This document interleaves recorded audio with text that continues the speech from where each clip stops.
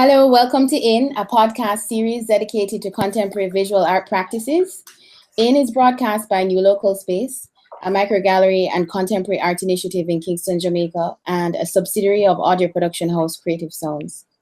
Today we have a conversation about the idea and practice of the seemingly new concept called Rights of Nature with guests Dayne Buddo, Deborah Jack, Marina Reyes Franco, Pablo Guardiola, TJ Demos, and Ursula Biemann. Our guests' backgrounds cover curatorial practices, art making, architecture, and marine biology. Dr. Dayne Buddo is a marine ecologist with a primary focus on marine invasive alien species, fisheries management, and marine protected areas. He's currently the CEO of the Alligator Head Foundation, which was established to manage the East Portland Fish Sanctuary. In addition to marine invasive species, Dr. Buddo also has significant research interests in marine protected areas management, seagrass ecologies, fisheries management, and sustainable development. Dr. Buddo currently serves on several national and regional committees that focus on marine invasive species and marine biodiversity, including our CITES Scientific Authority, Fisheries Management and Development Fund Board, and the Marine Park Advisory Board. He sits on the Board of Advisors for the Ocean Foundation, which is based in the US. Deborah Jack is a visual artist whose work is based in video sound installation, photography, painting, and text, and she's an associate professor of art at New Jersey City University. Her current work deals with the nature of memorials, landscape, and the environment. As a multimedia artist, she engages a variety of visual and oral strategies for mining sites of cultural memory and the present. Her work has been exhibited in solo and group shows in the Caribbean, the US, and Europe. Group exhibitions include Relational Undercurrents, Contemporary Art of the Caribbean Archipelago at the Museum of Latin American Art in Los Angeles, which is happening right now. Upcoming shows include Revival, Contemporary Pattern and Decoration at El Museo del Barrio in New York City. Her work has been exhibited at the 2014 Site Santa Fe Biennial, Brooklyn Museum, and the Jersey City Museum.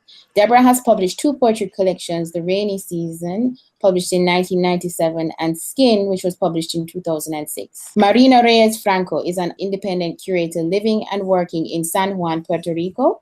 She is co-founder and former director of La N, a museum in Buenos Aires, Argentina.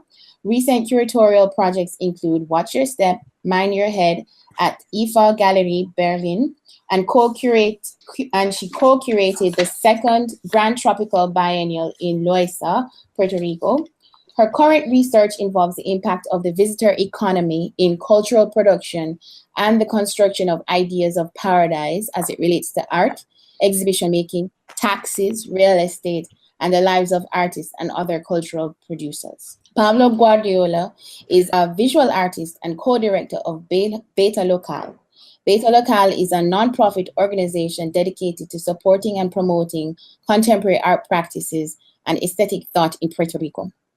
TJ Demos is professor in the Department of the History of Art and Visual Culture at the University of California, Santa Cruz, and founder and director of its Center for Creative Ecologies.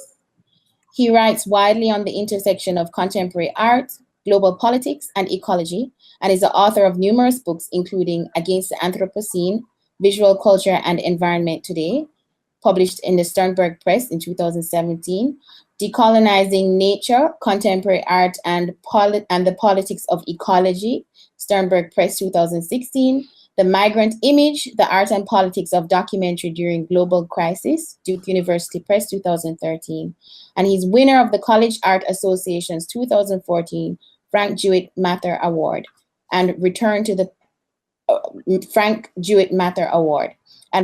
Post-Colony Spectres of Colonialism in Contemporary Art, also Sternberg Press 2013.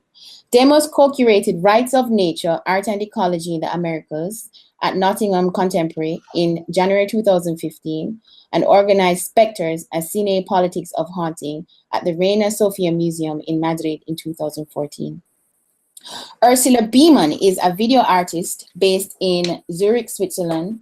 Her artistic practice is strongly research-oriented and involves fieldwork in remote locations where she investigates climate change and the ecologies of oil and water. Her video installations are shown in museums and at art biennials worldwide. She is publisher of several books and is a founding member of the collaborative project World of Matter. Biemann received an honorary doctorate by the Swedish University Umeå and the Prix Merit Oppenheim, the Swiss Grand Award for Art. Thank you all for taking the time to be here today. Can we start the conversation by you telling us what is rights of nature? Sure. Thanks, Deborah, and it's a pleasure to be here. So rights of nature, it's as you say, part of a large legal movement that is moving away from property as the basis of law to a biocentric conception of legality, and even more than that, it's I think part of a juridico-political revolution, and it goes back to at least the 1970s in U.S. law, when around 1972 there was a challenge to a court case asking whether trees have any rights. Does a tree have standing in a court of law? In other words, can a tree take on legal subjecthood and defend rights beyond the status of nature as simply a possession of humans or an object of commodification or consumerism? So really that's the basis, although if we want to look broader, it has long histories within indigenous approaches and cultural traditions that go back hundreds, even thousands of years. It's really a very broad conversation. Recently, there's been some really interesting developments. In 2017, 4 rivers have been granted legal personhood status internationally. These include the Wanganui River in New Zealand, the Ganges and Yamuna rivers in India, and the Arato River in Colombia. So there's a lot of interesting developments here. When a river is granted rights by cities and national governments, and currently the rights of nature is actually recognized in the constitutions of states, including Bolivia and Ecuador. When a river is granted rights, that includes the right to flow, the right to perform essential functions within its ecosystem, the right to be free of pollution, the right to feed and to be fed by sustainable aquifers, the right to native biodiversity, and the right to restoration. So it's a fascinating development that basically insists that nature can't be relegated to a possession for seemingly infinite human exploitation, but actually has intrinsic value and rights that exceed the framework of capitalism. One major challenge is that right now this is internationally a kind of legal idealism because it has no enforcement. So a huge question right now is how to enforce the rights of nature. Like, what does it mean to recognize ecocide as a criminal violation of the rights of nature, and what would it mean to enforce that so that corporations or industry or governments or communities or individuals are held accountable for violating the rights of nature? So the exhibition was an attempt to see how an international group of artists are variously addressing these questions in terms of representation. So how to depict the rights of nature, as well as how does it relate to forms of emotions and affect? Like, what does biocentric legality feel like? And what are the speculative and philosophical questions, including, for instance, what are the post-anthropocentric and ecological implications of natural rights? And where are the political interventions being made? How can we pursue activism around rights of nature within the cultural sphere?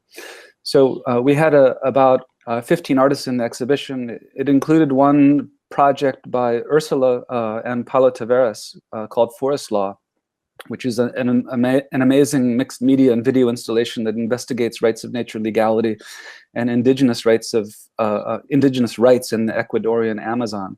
So you see that this movement is growing, it's international, and artists in many cases are leading the way in terms of investigating its speculative potential and ramifications. What are the origins of the rights of nature movement? Well, I mentioned that U.S. court case, which is called "Does a Tree Have Standing?" From 1972, and now there's a number of books that have been exploring this.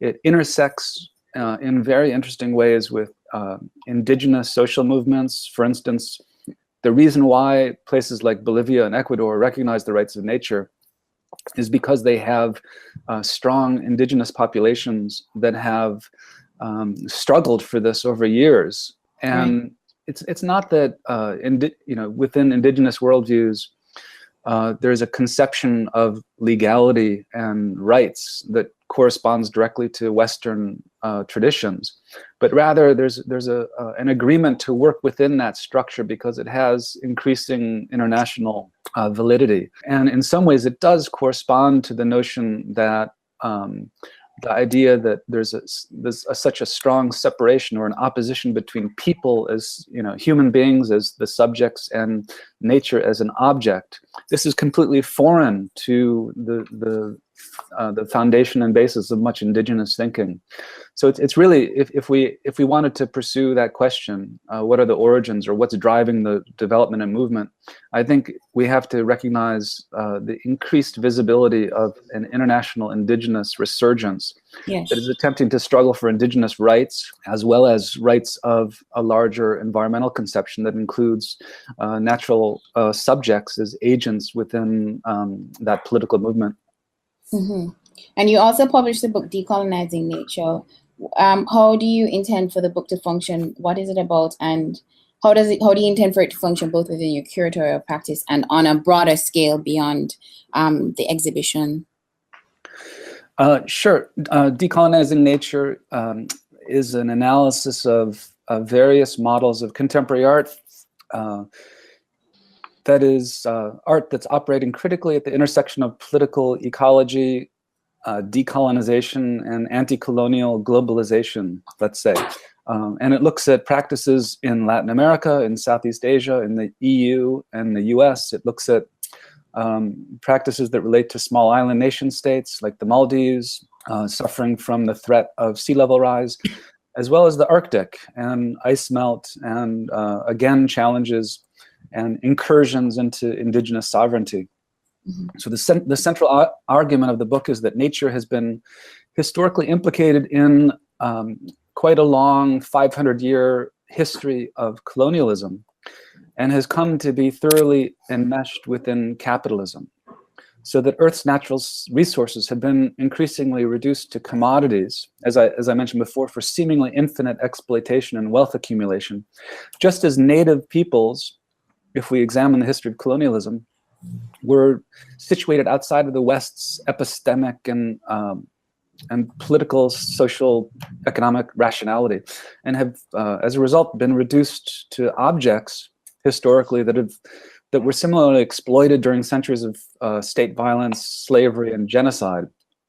So artists across the globe, I found in my research, have been investigating these conditions, producing counter histories, and formulating new narratives and images of emancipation, where emancipation means decolonizing nature, escaping from its financialization under racialized and extractive capitalism, as well as creatively intervening or connecting to different and alternative life worlds, including indigenous ones, that represent ways of living outside of this condition of the financialization of nature, according to the imperatives of ecological well-being, socioeconomic and political equality, and social justice.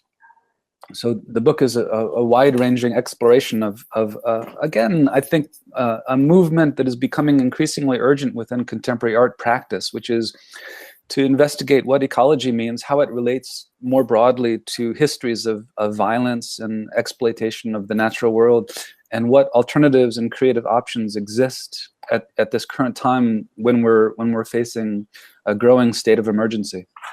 Mm-hmm.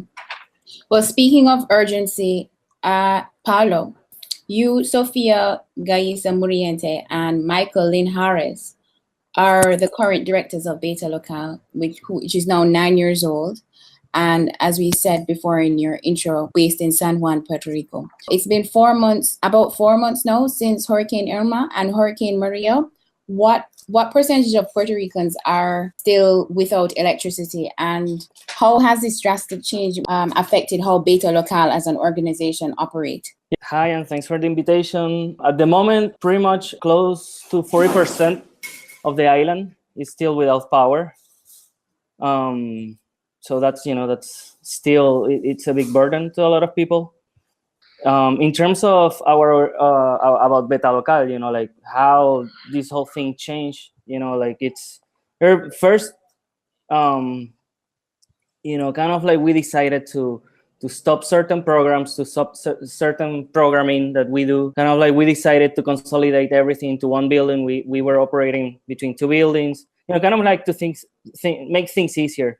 In terms of other, we decided to stop, like I said, certain programs, but then we decided to open new ones. And one of it's we, with the support of international organizations, we started a emergency/relief fund for artists and cultural workers. You need to understand that Puerto Rico has been in an economic recession for the past more than 10 years. There's a big fiscal crisis. There's a lot of economic issues here, and if things were really difficult for cultural workers, now with the hurricane, those things were going to be like way more dramatic.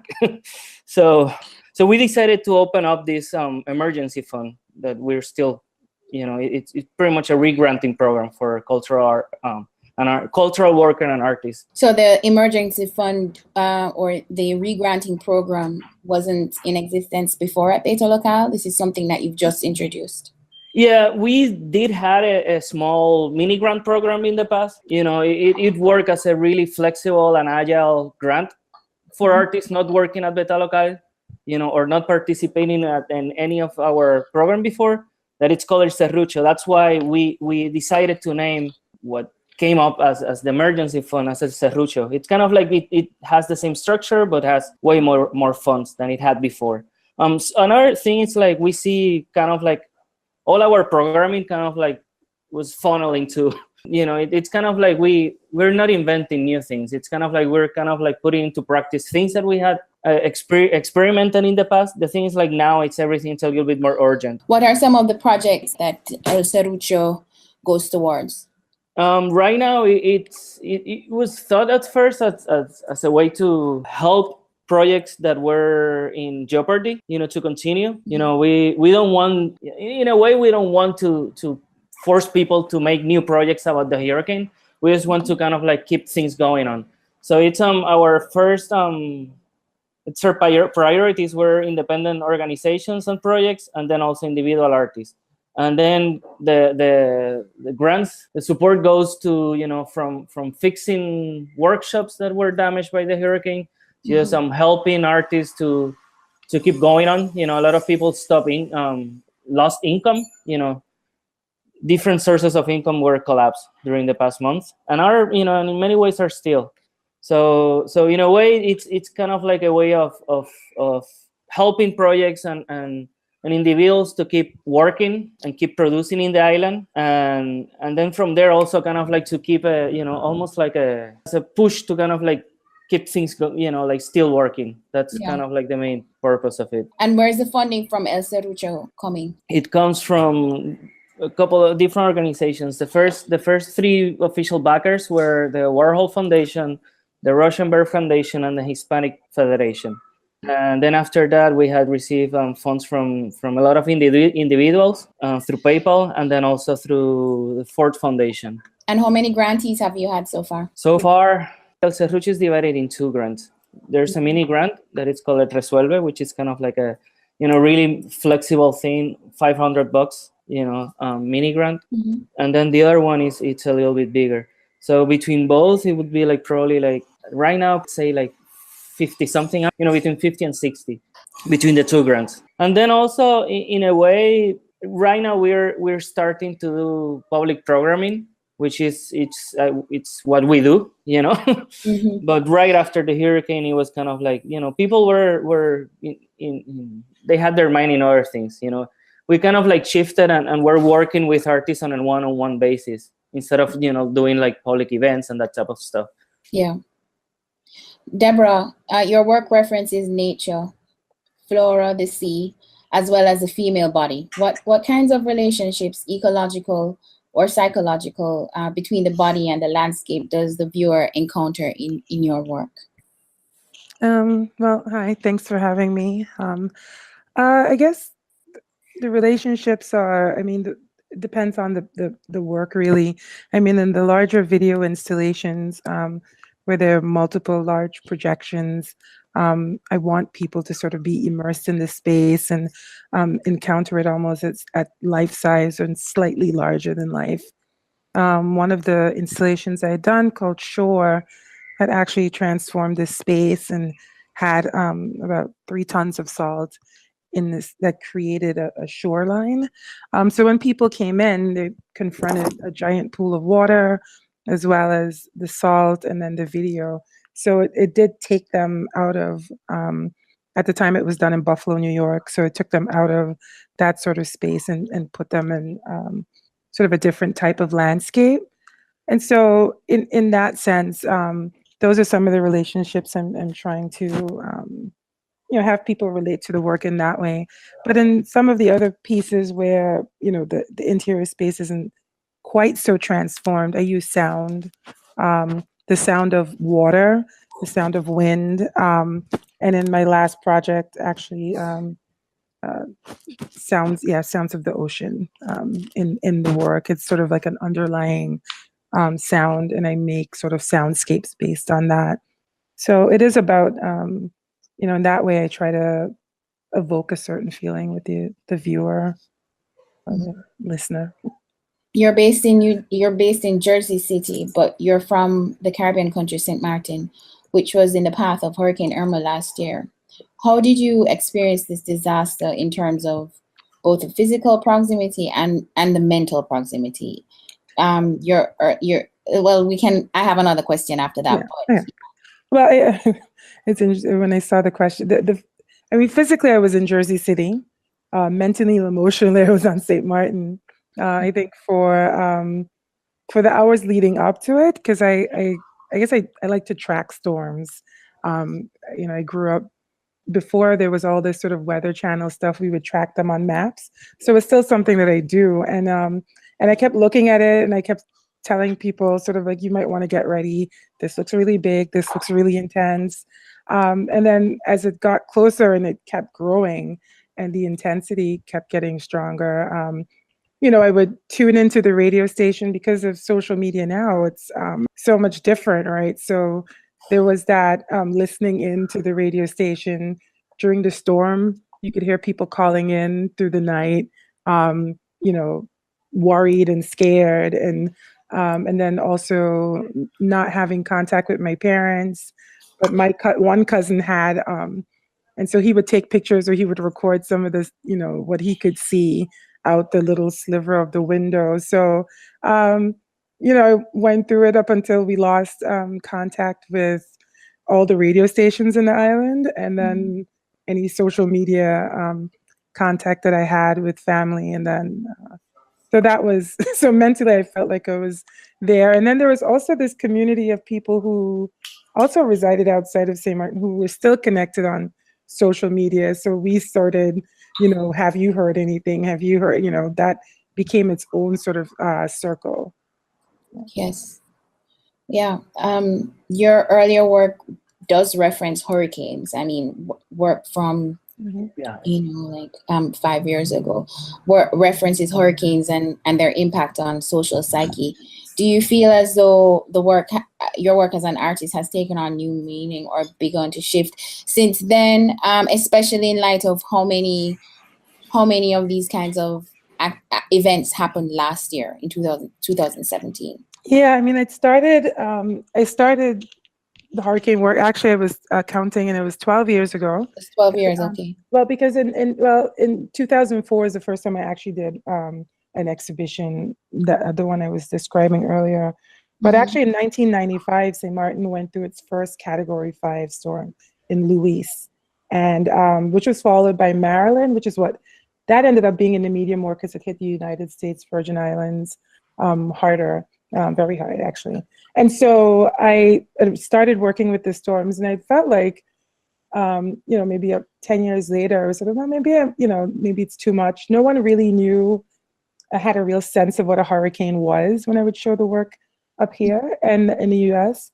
And then Katrina hit. And then people would be like, oh, that's what you're talking about. like this level of intensity of a storm and the aftermath. And so after that, though, it sort of took a back seat in a way, but it's always sort of been there, sort of focusing more on the actual land itself. Up until then, I'd been sort of concerned with the sea and the storms.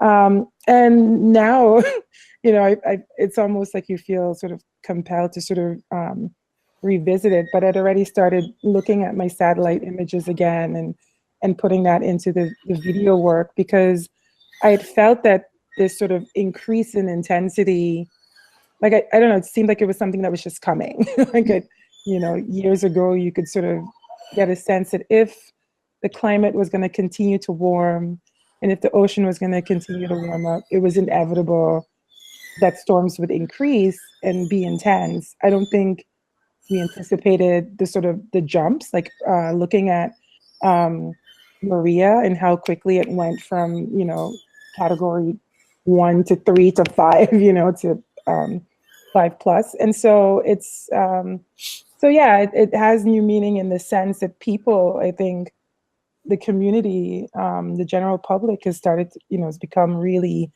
aware of these storms and how damaging they are and how they alter the landscape, and how they alter. I always feel like the pressure in the storm sort of alters you physically somewhat too. Like your ears can pop and that type of thing, depending on how strong it is. So yeah, there's that, there's that impulse to me to sort of, I guess, revisit it on some level. As a colony, how does that play into the identity of people in St. Martin and also even their collective psyche during the recovery process? Well, I mean, St. Martin sort of, it's a colony, but it's also had a certain amount of autonomy, first within the Netherlands Antilles, and then after just as its own sort of country within, Commonwealth would be the sort of general, the more familiar term. But we're technically an autonomous collective. Okay. But St. Martin, I think, during the storm, it's, you're not thinking necessarily about the politics of it. I think what's interesting with the level of damage that we've had, watching from a distance in this case, the sort of dependency that you sort of realize that you might have on the Netherlands for aid. I think them necessarily underestimating the level of aid that's needed ahead of time, the relationship in terms of who determines when the aid arrives and how it arrives. I think a lot of people were sort of, sort of awakened to that, the policies and sort of like the procedures for that type of stuff. And also because the level of the damage was, no one had ever seen anything like that before. Even though 95 was catastrophic, most people I've spoken to said it was even worse than that, which for me is hard to imagine because that was stunning. And so, so I think right now there's sort of a, with the time that's passed, initially I think there was sort of much more desperation, waiting for help. In St. Martin's case, the Dutch Marines, they sort of came to the aid in bringing, but then it had ended up being delayed because Jose, which happened between Irma and Maria, came like within a week. And so the ship couldn't bring aid right away. So there you see a storm actually affecting the recovery process and helping to delay it even more so. What for me is sort of interesting, listening to TJ earlier, thinking about the political aspect of it, is that in our case, the Netherlands is instead of sort of just as the need for aid in terms of really like reconstruction and recovery became apparent, they wouldn't give it to us directly because without really invasive measures. And so they wanted to take control of the borders. We've always had open borders. St. Martin is half Dutch, half French. Well, not half, but it's 16 miles is the Dutch side and the rest is the French side. And so our borders have been open since, for 600 years, and they wanted them closed and controlled. They wanted a control body with the government. And so that became sort of an eye-opening experience for a lot of people. And for me, watching the psyche of the public in a desperate state, sort of say, well, okay, we'll give up a lot of political freedoms that we've had, just so we can get the help. And me looking at it from a distance, thought it was curious that you would attach conditions like that to aid. So suddenly I find myself interested in disaster economies even more. Well, right now, I think, well, the government fell. We have a coalition government. So because of general sort of discord and discontent with how the government had handled the pre and post recovery, the local government had collapsed. And so there's now a call for new elections, and all of which is, and the new government has accepted the terms. Because you really don't have a choice. I mean, it's the island being the state that it's in.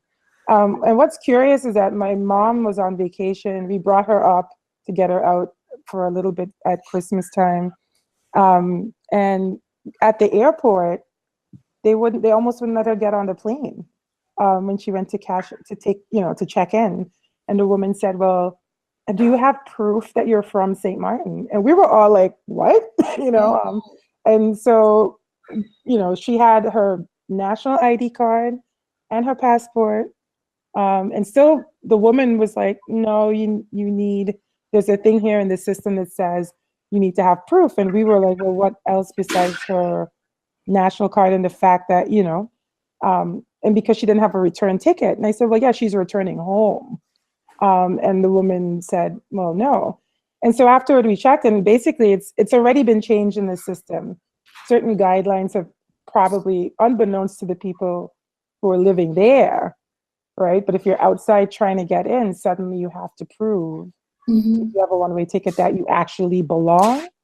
And which is, for us was so ludicrous because her house is there, she's lived her whole life, etc.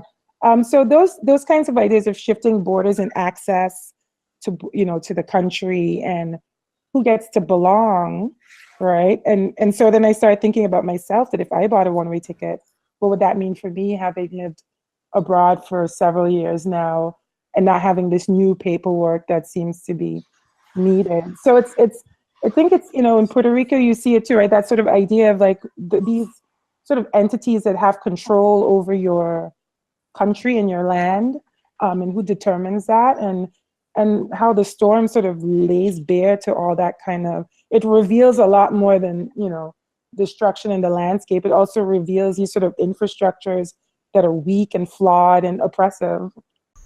You have just listened to episode 26 of In Part 1.